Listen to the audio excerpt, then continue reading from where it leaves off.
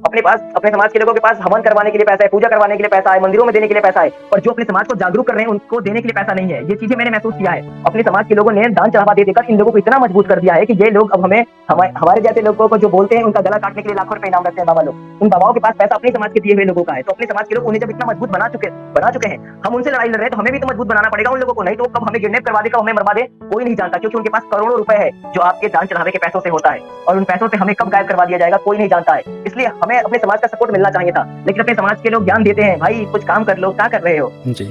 अच्छा, जो सम्राट अशोक की तलवार की बात है, तो कहीं ऐसा नहीं लगता है कि अगर ये संविधान के खिलाफ भी हो सकता है, क्योंकि संविधान तो हमें कहता है कि हम कानूनी दायरे में रहकर ही अपनी बातों को कह सकते हैं, या कानूनी दायरे में रहकर हम लोगों को जवाब दे सकते हैं। तो कहीं सम्राट अशोक की तलवार का मतलब हिंसा से तो नहीं है? जैसा कि आप जानते हैं साथियों, कि यहाँ पे जो भी प्रेज़ेंटेशन होती हैं, जो भी डिबेट्स होती हैं, यहाँ पे जो भी बातें होती हैं, इनका उद्देश्य साइंटिफिक टेम्परामेंट को एनकरेज करना होता है। और बाहर से जो भी वक्ता आते हैं, वो अपनी बातें रखते हैं, वो उनकी रिस्पॉन्सिबिलिटी होती है। तो हमारे गेस्ट आ चुके हैं, इनको मैं ऐड कर रहा हूँ। आज हमारे स्पेशल गेस्ट हैं अरुण गौतम जी। अरुण जी, आपका स्वागत है रैशनल वर्ल्ड पे। सभी को मेरी तरफ से नमस्कार। जी। मैं साथियों आप लोगों को बताना चाहूँगा, आप लोग तो वैसे परिचित ही होंगे, लेकिन मैं थोड़ा-सा आप लोगों को बता दूँ कि आपने जानते होंगे कि बाबा साहब पर जब भी हम लोग बातें करते हैं, या हम जानते हैं कि भारत का जो शिल्पीकार हैं, जो मॉडर्न भारत के शिल्पीकार हैं, वो बाबा साहब हैं। पर ऐसा भी देखा गया है कि बाबा साहब से नफ़रत करने वाला एक ख़ास वर्ग है, ये वो वर्ग है जो चाहता है कि पूरे भारत की सत्ता जो है, या भारत के पूरा कंट्रोल, संसाधनों पे कंट्रोल उनके पास रहे, और पूरी देश की जनता जो है उनकी गुलाम बनी रहे। तो वो वर्ग जो है अभी भी उनसे बहुत ज़्यादा नफ़रत करता है, और समय-समय पर अभी भी जाति सूचक गालियाँ या इस तरह की चीज़ों का अभद्र भाषाओं का प्रयोग करते रहा है। अब यहाँ पे बात आती है कि जब इस तरह की बातें समाज में आती हैं, तो उनको रिप्लाई कौन देगा, जवाब कौन देगा? आपने देखा है कि समाज में बहुत सारे ऐसे लोग हैं जो सुबह निकलते हैं, जॉब पे चले जाते हैं, शाम को घर आते हैं, उन्हें दिन दुनियादारी समाज से मतलब नहीं है। पर ये जो नफ़रती जो लोग हैं, मनुवादी जो लोग हैं, वो लगातार दुष्प्रचार करते रहते हैं। ऐसे में बहुत से बहुजन साथी जो हैं इस पर बहुत अच्छा काम कर रहे हैं, उनको जवाब देते हैं, और इसमें सबसे धुरंधर जवाब देने के लिए हमारे अरुण गौतम भाई प्रसिद्ध हैं। इनकी मैंने वीडियो देखी थी, जिसमें इन्होंने कुछ पापा की परियाँ थीं, और कुछ जो है सो कॉल्ड थे जो जाति सूचक गालियाँ, उसको बहुत उन्हीं के अंदाज में, जिस भाषा का प्रयोग करते हैं उसी भाषा में इन्होंने उनको जवाब दिया था, रिप्लाई दिया था, और इस कारण से बहुजन लोग भी इनको बहुत पसंद करते हैं। तो सबसे पहले अरुण भाई मैं आपसे ये जानना चाहूँगा कि आपने जो बिल्कुल। धाकड़ टीवी जो शुरू किया, तो हम्म। आपके पास तो और भी ऑप्शन है, आप युवा हैं, आप पे बहुत उम्र भी कम है, आप और भी फ़ील्ड चूज़ कर सकते थे, आप जा सकते थे और वहाँ पे आगे पहुँच सकते थे, पर दुनिया के सामने सच लाने का रास्ता ही आपने क्यों चुना? जी।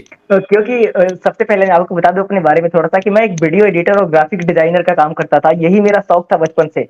तब जब इन चीज़ों की पढ़ाई-लिखाई कर रहा था मैं, तब मैं नहीं जानता था बाबा साहब के बारे में, गौतम बुद्ध के बारे में। तब जब मैंने वीडियो एडिटिंग और ग्राफिक डिजाइन की पढ़ाई अच्छे से करके दिल्ली में आया, और दिल्ली में मैं 3 सालों तक बहुजन टीवी नाम के एक यूट्यूब चैनल में काम किया। तो 3 सालों में मैं इन सभी महापुरुषों को सुना समझा। अगर कोई वीडियो देखता है तो मान लीजिए कोई 10 मिनट की वीडियो होगी तो उसे देखता है 7 या 8 मिनट तक। लेकिन एक वीडियो एडिटर की 10 मिनट को वीडियो को 10 मिनट तक देखना अनिवार्य होता है। एक वीडियो को 4 बार वीडियो एडिटर देखता है।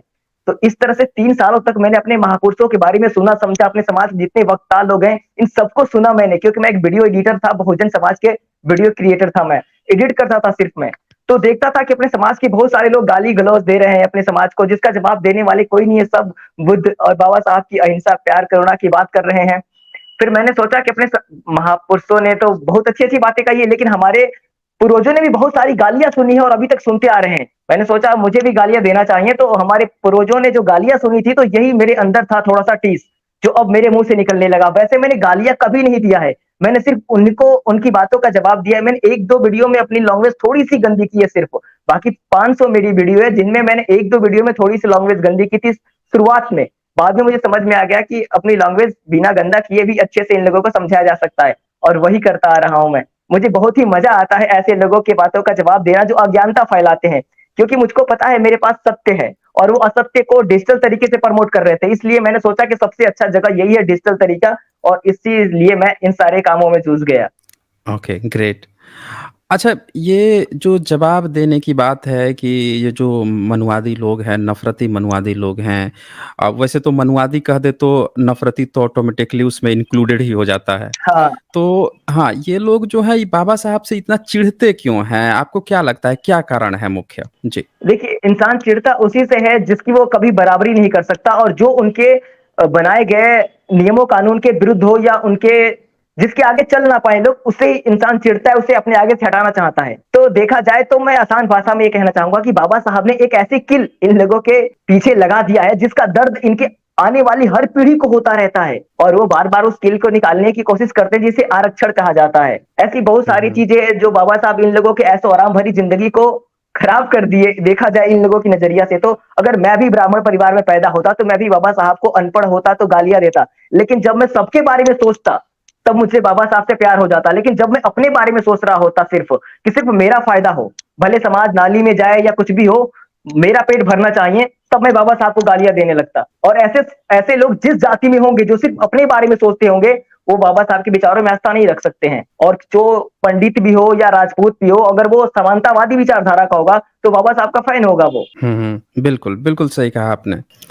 जी। अच्छा, इसके मैं आपकी जो वीडियो है उसको हुँ, बहुजन वर्ग ख़ासा पसंद करती है। आपकी कई वीडियो जो हैं बहुत ज़्यादा मैंने देखा है कि लोग पसंद करते हैं, क्योंकि आप जो है मनुवादियों को बिल्कुल उन्हीं की भाषा में जवाब देते हैं और उसके लिए आपका एक अलग लेवल मतलब कि एक पहचान आ गया है। बच्चे आज भी रिकमेंड करते हैं कि अगर कोई मनुवादी हो और बहुत गाली-गलौज कर रहा हो तो उसकी भाषा हुँ। में जवाब देने के लिए अरुण भाई ही बढ़िया हैं। उनकी वीडियो देख लो, बहुत ज़बरदस्त जवाब देते हैं। तो ये जो शैली है आपकी और वो पसंद भी की जा रही है, आपको क्या लगता है कि ये तरीका सटीक तरीका है जवाब देने बिल्कुल, का?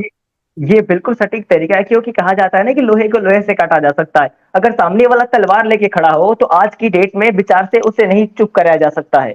वो दौर अलग था, तब इंसानों में कुछ अलग भावनाएँ थी। आज के इंसान देख लीजिए, देखा जाए तो बुद्ध के विचारों में इतना दम था, फिर भी भारत में उन्हें विलुप्त किया गया कि नहीं? तो इस हुँ, दौर हुँ। में हमें बुद्ध के विचार और अशोक के तलवार दोनों होने चाहिए, तब जाके विजय हासिल हो सकती है। अगर हम सिर्फ बुद्ध के विचारों पे चले तो हर बार की तरह इस बार भी हमें अस्तित्व मिटा दिया जाएगा। बाबा साहब ने, गौतम बुद्ध ने, बहुत लोगों ने मेहनत किया, लेकिन इस बार कुछ ना कुछ जोड़ना पड़ेगा। इस बार बुद्ध के विचार और अशोक के तलवार दोनों होंगे तभी हम समाज में सम्मान से जी पाएँगे। इसलिए मुझे लगता है कि मेरा तरीका सभी को नहीं कह रहा हूँ, कुछ लोगों को ऐसा होना चाहिए। जी। अच्छा, ज जो सम्राट अशोक की तलवार की बात है, तो कहीं ऐसा नहीं लगता है कि अगर ये संविधान के खिलाफ भी हो सकता है? क्योंकि संविधान तो हमें कहता है कि हम कानूनी दायरे में रहकर ही अपनी बातों को कह सकते हैं या कानूनी दायरे में रहकर हम लोगों को जवाब दे सकते हैं। तो कहीं सम्राट अशोक की तलवार का मतलब हिंसा से तो नहीं है? बिल्कुल हिंसा से नहीं है, संविधान भी तो हमें कहता है हमें अपनी रक्षा करनी चाहिए, हम अपनी रक्षा के लिए सरकार हमारी को गन का लाइसेंस नहीं दे सकती, उसे डर है कि इन लोगों के हाथ में पावर आ गया तो कुछ भी कर सकते हैं। तो तलवार तो रख ही सकते हैं आसान से सब्जी काटने के लिए, ताकि हमें मुसीबत में अपनी बहन-बेटियों को तो रक्षा कर सके क्योंकि आज के दौर में बलात्कारी लोग बाहर घूम रहे हैं। बड़े-बड़े लोग अभी देख सकते हैं कि दिल्ली में जो अंतर्राष्ट्रीय खिलाड़ी है वो बैठी हुई है, तो हम लारे जैसी बहनों को तो कुछ भी हो सकता है जो गाँव में पड़ी हैं। मतलब सेल्फ डिफेंस की आप बात कर रहे हैं कि जिस तरह बिल्कुल। से बहुजन समाज को जिस तरह से ये लोग प्रताड़ित करते आए हैं, तो हमारे अपने लोगों को सेल्फ डिफेंस के लिए तैयार रहना चाहिए। बिल्कुल, उन्हें पता है कि जी। वो लोग हमारे दरवाजे पे आके गालियाँ देने लगते हैं, लेकिन जब हमारे दरवाजे पे गालियाँ देने लगे, एक छोटा-सा बच्चा हाथ में तलवार लेके बाहर निकले कौन है? तो उसकी ज़ुबान थोड़ी कंट्रोल हो जाएगी और नॉर्मली से बात करेगा कि बाबू ऐसे नहीं, ऐसे होना चाहिए था। लेकिन जी। उन्हें पता है कि हमारी गलती ना होने पे भी हमें दरवाजे पे गालियाँ देके चले जाते हैं वो लोग। जी, मतलब कि हमारे बहुजन समाज को सेल्फ डिफेंस के लिए तैयार रहना चाहिए क्योंकि देखें, समाज में देखा भी गया है कि सबसे ज़्यादा प्रताड़ित जो है बहुजन समाज को ही ये करते हैं। ये बिल्कुल, लोग आपस में उस तरह के उस लेवल का गंदा खेल नहीं खेलते हैं, जिस लेवल पे घुस के ये बहुजन समाज की बहू-बेटियों से लेकर किसी भी पुरुष को लेकर जिस तरह से करते हैं, तो सेल्फ डिफेंस के लिए सबको बिल्कुल। तैयार रहना चाहिए। जी, सोचिए ओके। ये लोग जी। हथियार की पूजा करते हैं, प्रदर्शन करते हैं, क्यों करते हैं? ताकि लोगों के मन में खौफ बना सके। जब हमारे पास भी होगा तो समानता आ जाएगी, फिर उन्हें क्यों हमारे गलियों में तलवार नंगी दिखाने की ज़रूरत ही क्या पड़ेगी? आप देखेंगे बजरंग दल, आरएसएस इन सब की रैलियों में तलवार लेकर किसे दिखाते हैं ये लोग अपने ही देश में? बताइए अगर हुँ, ये होता कि हुँ। चलिए मुस्लिमों का इलाका है, हमारे हमारे गाँव में तो सब उन्हीं के समझ के हिंदू लोग रहते हैं ना, यहाँ पे तलवार दिखाने की क्या ज़रूरत है उन्हें? मुस्लिमों का गाँव होता तो दिखाते तो चलो एक बात समझी जा सकती थी। हुँ। हमारे पास होगा हम भी जी, निकाल के दरवाजे पे नाचेंगे, आ जाओ। जी। ओके। आगे बढ़ते हैं हम लोग। अच्छा, एक चीज़ और देखी गई कि हमने ऐसा देखा है कि जो भी बहुजन लोग काम कर रहे हैं, इन मुहिम पे काम कर रहे हैं हुँ, और अक्सर हाँ, फाइनेंशियल इश्यूज़ सबके साथ होता है क्योंकि कोई भी व्यक्ति जो है वो अपना सारा जीवन अपना करियर छोड़ के और बाबा साहब के पथ पर जाता है, समाज को जगाने का काम करता है, सोए हुए लोगों को जगाने का काम करता है, उन लोगों को जगाने का काम करता है जो हज़ार साल से सोए हुए हैं। ऐसे बिल्कुल, में ऐसे में फाइनेंशियल इश्यूज़ जो हैं वो आते हैं। हमने आपकी कम्युनिटी पोस्ट भी कई बार देखी, वहाँ पे भी आपने इस चीज़ का ज़िक्र किया था। तो बिल्कुल। मैं ये जानना चाहता हूँ कि जो हम काम कर रहे हैं यूट्यूब पे या एफबी पे भी जो लोग काम कर रहे हैं, तो इसका क्या सॉल्यूशन है कि मतलब कैसे फाइनेंशियल इश्यूज़ को सॉल्व किया जाए? जी। देखिए, ये जो प्रॉब्लम आ रही है, ये प्रॉब्लम इस वजह से आती है कि हमारी ज़्यादातर वीडियो 99% वीडियो पे ऐड लगते ही नहीं है। उसे डिसेबल कर दिया जाता है, मोनेटाइज़ेशन से हटा दिया जाता है उन्हें। तो उनका डॉलर पीला हो जाता है, तो हमारे यूट्यूब से $100 बनने में 3-4 महीने लग जाते हैं। तो हुँ, यूट्यूब हुँ। तो इनकम का ज़रिया हो ही नहीं सकता। ये हमारा शौक है, ये हमारे अंदर की इच्छाएँ हैं।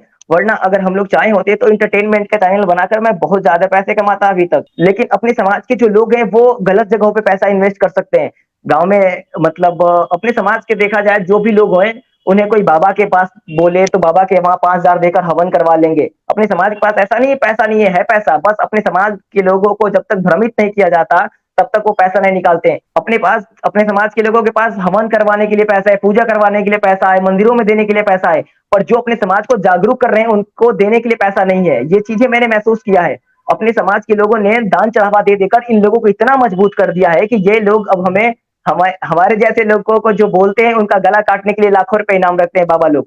उन बाबाओं के पास पैसा अपने समाज के दिए हुए लोगों का है। तो अपने समाज के लोग उन्हें जब इतना मजबूत बना चुके हैं, हम उनसे लड़ाई लड़ रहे हैं तो हमें भी तो मजबूत बनाना पड़ेगा उन लोगों को, नहीं तो वो कब हमें किडनैप करवा दे, कब हमें मरवा दे, कोई नहीं जानता क्योंकि उनके पास करोड़ों रुपए है, जो आपके दान चढ़ावे के पैसों से होता है।